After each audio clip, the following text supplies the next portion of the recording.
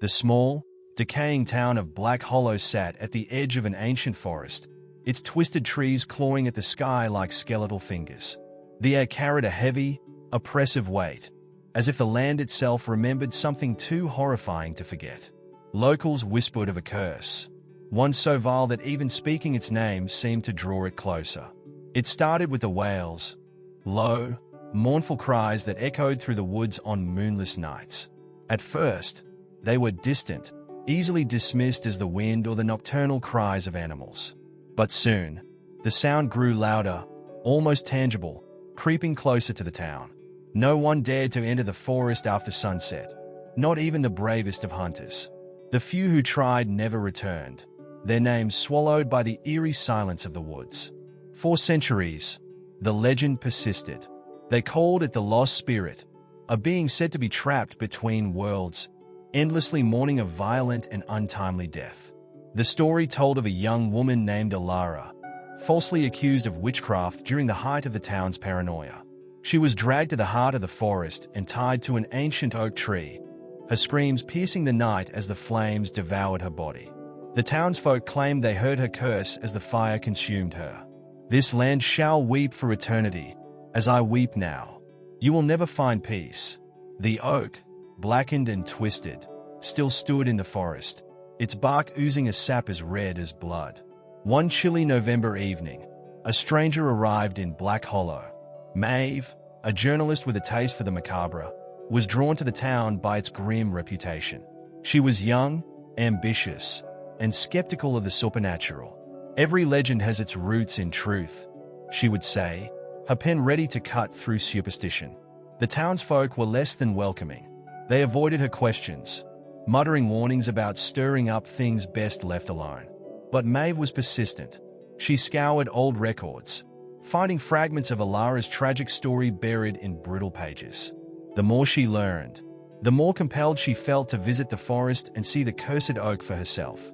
Against all advice, she ventured out on the night of the new moon, armed with nothing but a flashlight, a tape recorder, and a notebook. The woods were unnaturally quiet, as if the trees themselves held their breath. Each step she took was swallowed by the dense, damp earth beneath her boots. As Maeve neared the heart of the forest, the air grew colder. Her breath came out in misty puffs, her flashlight flickering as though protesting her presence. Then she heard it, a sound that froze her blood. A low, mournful wail, not quite human, filled the surrounding air. It was close, too close. The sound drew her deeper, her curiosity overpowering her fear. The cursed oak loomed ahead, its grotesque form illuminated by her wavering beam. The bark glistened, wet and red, as if it bled from unseen wounds. Maeve approached cautiously, her recorder capturing every sound. She reached out to touch the tree, and as her fingers grazed the bark, a searing pain shot through her hand. She yanked it back, staring in horror as black veins spread beneath her skin, pulsing like something alive. A gust of wind howled through the forest, carrying with it faint whispers. Maeve's ears rang with fragmented words. "Leave, suffer, eternal." The whispers grew louder, overlapping until they became screams. Shadows danced around her, shifting and twisting into grotesque forms. Eyes, too many to count, opened within the darkness, watching her every move. Suddenly, the wailing ceased. The silence was more terrifying than the noise. Maeve turned to run, but her feet wouldn't move. She looked down to find roots coiling around her ankles, tightening their grip with every breath. From the corner of her eye, she saw a figure emerge from the darkness. A woman with charred, blistered skin, her eyes glowing like embers. It was Alara, or what remained of her. The spirit's mouth opened, but no sound came out. Instead, Maeve felt the scream inside her head, clawing at her sanity. The black veins on her hand crept further up her arm, her vision blurring as if the forest itself were consuming her. She struggled to free herself, but the roots only tightened, pulling her closer to the cursed oak. And then, the whispers stopped, replaced by a single, guttural voice. "You came to find the truth. Now, you will become part of it." Maeve's heart pounded as the voice echoed in her skull, its weight like iron pressing against her thoughts. Her body refused to move, her legs sinking deeper into the forest floor as the roots slithered and twisted up to her knees. The cursed oak pulsed with a life of its own, the blood-red sap dripping steadily as if in anticipation of a fate. Alara's apparition loomed closer, her charred skin cracking with each step. Her presence radiated a cold so biting that frost began to form on the nearby foliage. Her glowing eyes bore into Maeve's soul, unearthing every hidden fear and regret. "You took their lies and wrote them in stone," Alara hissed, her voice a blend of sorrow and rage. "You came seeking answers, but answers demand a price." Maeve's voice finally broke free, trembling but defiant. "I don't believe in curses. I don't believe in spirits," she yelled, her hands clawing at the roots holding her. "You're just a story." Alara tilted her head, her charred lips curling into a cruel smile. "A story?" she repeated mockingly. "Then let us see how your story ends." Before Maeve could respond, the forest dissolved around her, as if the ground had fallen away. She plunged into darkness, her screams swallowed by the void. When her senses returned, she was no longer in the cursed forest. She stood in a clearing lit by a pale, unnatural light. Around her, figures materialized, ghostly shapes of townsfolk dressed in old-fashioned garments. Their faces were pale and expressionless, their hollow eyes fixed in the center of the clearing where a younger, living Alara knelt, bound to the blackened oak. Maeve watched in horror as the scene unfolded. The mob shouted accusations of witchcraft, their voices venomous with fear and hatred. Alara pleaded, her voice raw with desperation. "I am no witch. Please, you must believe me. I did nothing wrong." But her cries fell on deaf ears. The townsfolk lit the pyre beneath her, the flames licking hungrily at her feet. Maeve wanted to turn away, to shut her eyes, but she couldn't. The scene demanded her attention, forcing her to witness every moment of Alara's agony. As the fire consumed Alara, her screams morphed into something otherworldly, a sound that clawed at the very fabric of reality. The ghostly crowd began to fade, their faces contorted in silent screams of their own. The cursed oak absorbed the flames, its bark blackening and splitting as if it were alive. Alara's eyes locked onto Maeve's, her charred lips mouthing words Maeve couldn't hear. And then it hit her. The whispering voice from the forest earlier. It wasn't a threat. It was a plea. "Save me." Maeve snapped back to the present, gasping for air as the roots around her legs receded. She was back in the forest, the cursed oak looming overhead. Alara's spirit remained, her form flickering like a dying flame. "You saw it," Alara said, her voice softer now. "The truth they buried. Their lies turned me into this." Maeve nodded, her throat dry. "You were innocent," she whispered. "They murdered you." Alara stepped closer, her spectral hands trembling. "And now, this place hungers. It took their lives, one by one, but it will not stop. It feeds on the pain they left behind." Maeve's mind raced. "Then why me? Why let me see this? What can I do?" Alara's form began to fade, her voice a mere echo. "The oak binds me, as it binds all who fall into its grasp. Burn it, and free us.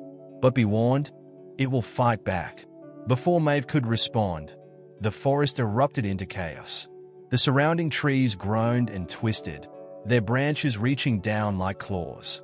The ground beneath her feet churned, releasing a putrid stench of decay. The cursed oak seemed to awaken fully, its bark splitting to reveal gaping, oozing wounds. A guttural roar emanated from deep within its trunk, shaking the forest to its core. Maeve stumbled back, her flashlight flickering in a trembling hand.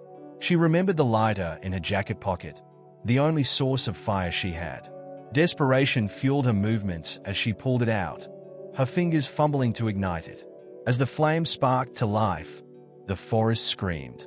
The shadows grew denser, forming into monstrous shapes that lunged at her. She swung the flashlight wildly, the beam scattering the darkness but not holding it at bay for long. With a burst of adrenaline, Maeve charged toward the oak, the lighter held high. The roots surged up to stop her, wrapping around her legs and arms, dragging her toward the ground. The flame flickered, dangerously close to extinguishing. "No!" Maeve screamed, forcing her arm free. With every ounce of strength she had, she slammed the flame against the oak's bleeding bark. The tree erupted into flames. It roared, deafening as the fire consumed it. The surrounding forest shrieked in agony, the shadows writhing and collapsing into nothingness. As the cursed oak burned, Alara's spirit appeared one last time. Her form was brighter now, less fractured, her eyes filled with gratitude. "You've done it," she said, her voice faint. "You've freed us, but the forest does not forgive." Before Maeve could ask what she meant, the ground beneath her began to quake. The cursed oak exploded in a shower of ash and embers, and the forest collapsed inward, swallowing everything in its path. Maeve ran, her lungs burning as she fought her way through the collapsing woods. The whispers of the lost spirits followed her, urging her forward. Just as the final trees closed in, she burst out of the forest and into the open air. Black Hollow lay before her, eerily silent. The townsfolk stood in their doorways, staring at her with wide eyes. Behind her, the ancient forest was gone, replaced by a desolate wasteland of ash and smoldering earth. But Maeve knew this wasn't the end. She felt the mark left by the forest. The black veins that had crept up her arm still lingered beneath her skin, pulsing faintly. The curse wasn't broken. It had merely shifted, and it wasn't done with her yet. Maeve collapsed to her knees on the edge of the desolate wasteland, gasping for air. The once ancient forest, with its sinister, gnarled trees, was now nothing more than smoldering ash. But the silence was unnerving. It wasn't relief. It was the kind of quiet that held its breath, waiting for the next move. She glanced down at her arm. The black veins pulsated beneath her skin, spreading faintly toward her shoulder. Despite the icy chill of the night, her flesh burned where the marks had taken hold, like an ember buried beneath her skin. Behind her, the people of Black Hollow watched from a distance. Their eyes carried a mix of awe, fear, and suspicion. No one dared approach her, not even the bravest among them. They whispered among themselves, their voices too faint for her to hear. But Maeve didn't care. Her focus was on the forest, or rather, what was left of it. The cursed oak was gone, its ashes scattered to the wind, but the feeling of dread lingered. Alara's words echoed in her mind. The forest does not forgive. Maeve stumbled back into town, her body weak but her resolve unbroken. She needed answers, needed to understand what was happening to her. The local church, an ancient stone building at the heart of Black Hollow, seemed like the only place that might hold the answers. The priest, Father Alden, was a gaunt man with hollow cheeks and weary eyes. He looked at Maeve as though he had been expecting her. "You've angered the forest," he said simply as she approached him. Maeve slammed her hand on the table, her voice trembling with frustration. "I freed her. I burned the oak. The curse should be broken." Father Alden shook his head slowly, his gaze fixed on her arm. "The forest's hunger isn't tied to the tree or even to Alara. It's older, deeper. You've severed one link, but in doing so, you've drawn its attention. It marked you, child. Mark me?" Maeve hissed, clutching her arm. The veins had now spread to her collarbone, the black tendrils writhing faintly under her skin. Father Alden sighed, pulling an ancient tome from a shelf. Its leather cover was cracked and worn, the pages yellowed with age. He flipped through it until he found an illustration, a twisted, gnarled figure emerging from the earth, surrounded by flames and shadows. The forest spirit, the source of all this, is not just an entity. It's a collective force of every soul that has ever been taken by it. Alara was only one of many. When you destroyed the oak, you disrupted its balance, but you didn't destroy it. Now it has latched onto you, using you as its anchor. Maeve's blood ran cold. "What happens to me now?" Father Alden hesitated. "If the mark spreads completely, you'll become its vessel. The forest will live again, through you." Days passed, and Maeve became a prisoner in her own body. The black veins continued their slow, relentless advance, bringing with them strange sensations. At night, she would hear whispers, soft, mournful voices calling her name. Shadows danced in the corners of her vision, their forms twisting and flickering like dying flames. But it wasn't just her body that changed. Her mind began to fracture. She would wake up in strange places with no memory of how she'd gotten there. Her dreams were filled with visions of the forest, alive and vengeful, its roots spreading across the land like veins in a body. The townsfolk grew restless, their fear turning to hostility. They whispered of banishing her, of driving her out before the curse could consume them all. But Maeve refused to leave. She wasn't going to let the forest win. Desperate, Maeve delved deeper into the town's history, uncovering every scrap of information she could about the forest's origins. She learned of a ritual, a way to sever the forest's hold for good. But it required a blood sacrifice, someone willingly offering their life to appease the spirits trapped within. Father Alden was the first to offer. "I've lived long enough," he said, his voice steady. "If my death can stop this, so be it." But Maeve shook her head. "This isn't your fight. The forest chose me. It's my responsibility." The priest protested, but Maeve's mind was made up. She gathered what she needed for the ritual: candles, sacred herbs, and a ceremonial dagger said to have been used by the town's ancestors. On the night of the full moon, Maeve returned to the wasteland. The air was thick with tension, the ground still warm from the fire that had consumed the forest. She stood in the center of the clearing, the black veins now covering her entire body, her eyes faintly glowing with the same eerie light she had seen in Alara's. Maeve lit the candles, their flames flickering wildly in the unnatural wind.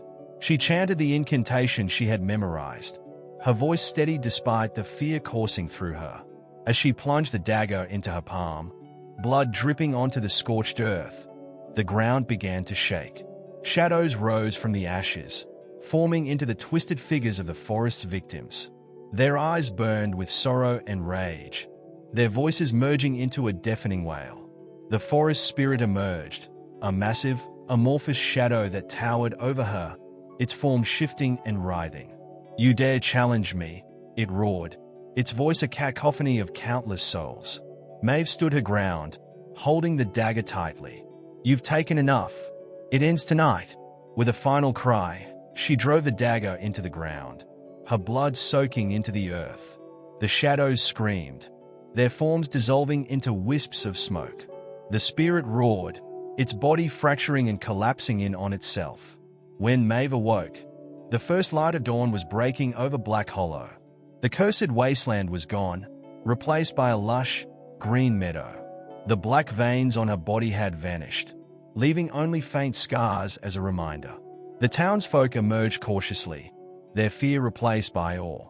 For the first time in centuries, the air felt lighter, free of the forest's oppressive presence. Maeve smiled faintly, her body weak but her spirit unbroken. She had won, but the cost was one she would carry forever. Black Hollow would heal, but Maeve knew her battle wasn't truly over. The forest was gone, but its memory lingered, etched into the land and into her soul. She had faced the darkness and survived, but she would never forget the wail of the lost spirit, and she would never stop listening for it in the shadows.